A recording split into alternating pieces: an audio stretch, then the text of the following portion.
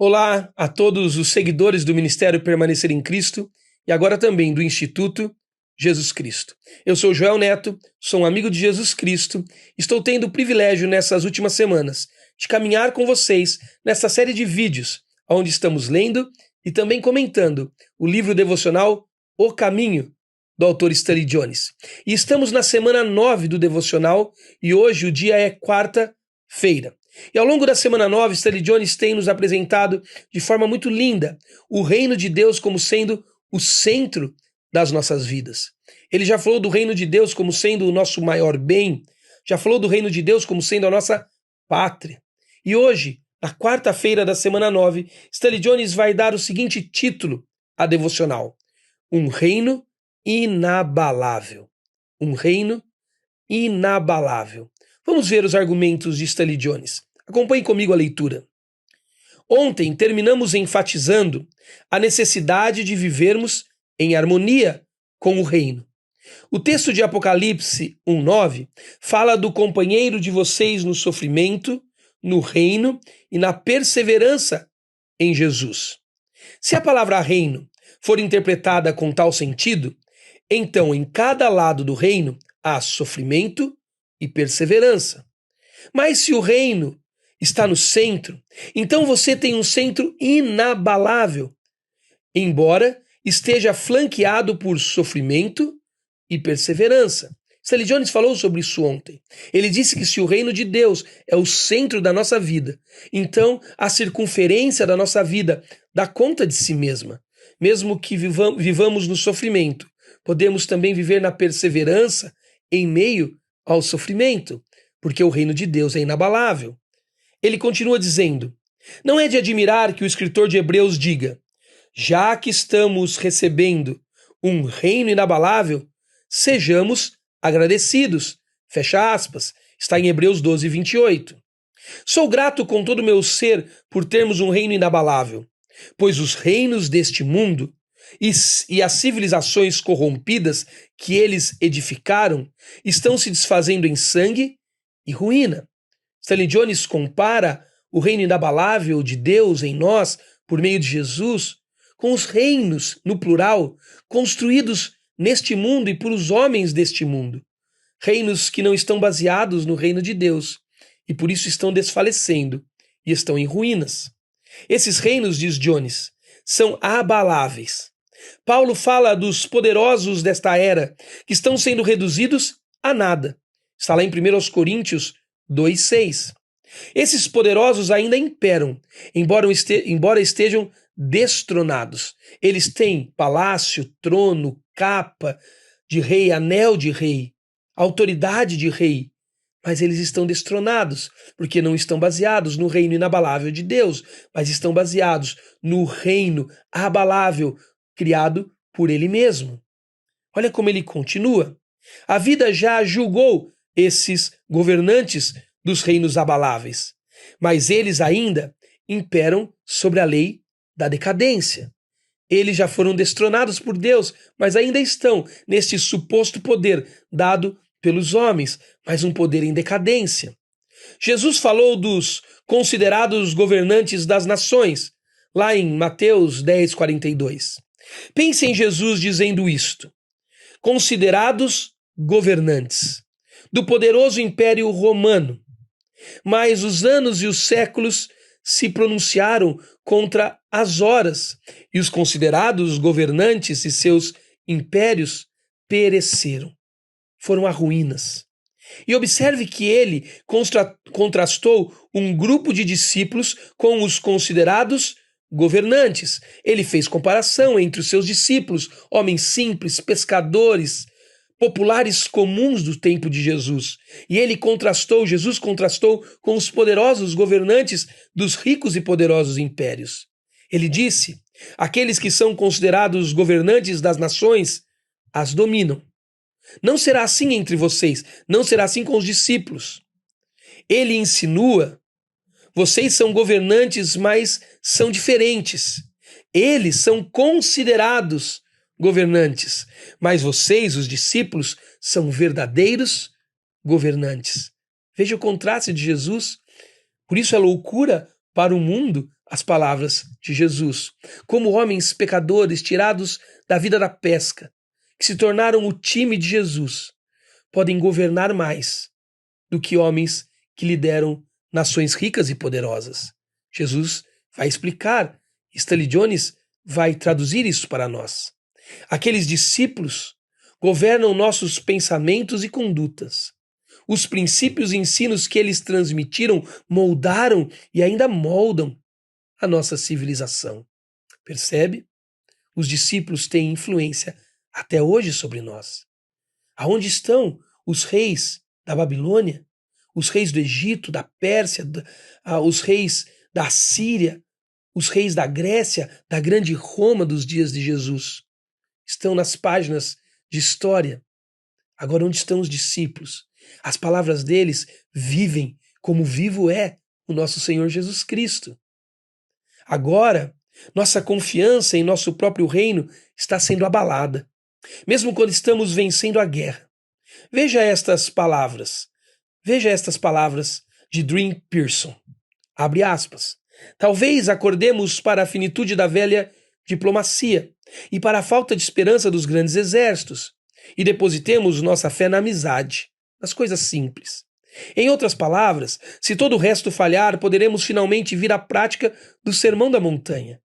Então, e tão somente, chegaremos a um reino inabalável. Talvez você está dizendo, realmente, Joel, os reinos desse mundo são reinos que não valem a pena. Não são reinos bons. Aliás, vivemos em dias de muito debate político, de muitas polarizações políticas. E talvez existam muitos homens governantes na história presente que você não gosta, que você acha ruim. Mas eu não quero falar com você, a partir das palavras de Jones, de nações, políticos e suas políticas. Mas eu quero levar esta lição de Stanley Jones, do reino inabalável e dos reinos abaláveis, a um nível mais profundo e mais íntimo para nós. Eu quero falar dos nossos reinos pessoais. Os reinos que nós construímos para vivermos neles. Sabe como um reino é construído?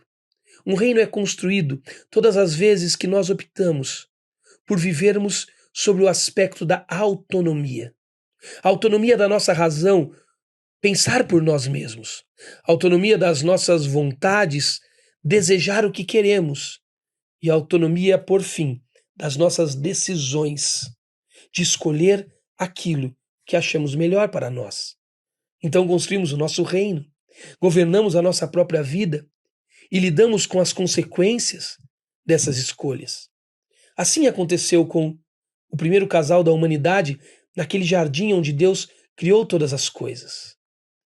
Eva e Adão ficaram diante da decisão se iriam viver sobre o governo do Criador, ou eles iriam ir além do governo do Criador e iriam escolher um governo autônomo, guiado pela autonomia da razão, vontade e escolha deles. Adão e Eva fizeram isso. Decidiram pela autonomia, decidiram por deixar o governo de Deus de lado e governar suas próprias vidas. As consequências nós conhecemos e não foram boas. Um pouco mais à frente, Jesus, no Sermão da Montanha, citado por Jones aqui, ele, diante de todas aquelas pessoas ensinando sobre a vida no reino de Deus, ele diz que uma das maneiras de você chegar, ou a maneira de você chegar no reino de Deus, é você reconhecer esses reinos abaláveis que nós construímos, tomados pela autonomia da nossa razão, vontade e decisões, e ir até Jesus Cristo, de mãos vazias, a ir até Jesus Cristo, como ele chamou no Sermão da Montanha, em pobreza de espírito. Chegar ao marco zero e vencer o medo que nos faz construir reinos pessoais abaláveis. O medo de não sermos suficientes. O medo de não darmos conta. O medo de não sermos o bastante. E por isso vamos e construímos os nossos reinos pessoais e abaláveis, tomados e governados pela autonomia da nossa razão, vontade e decisões.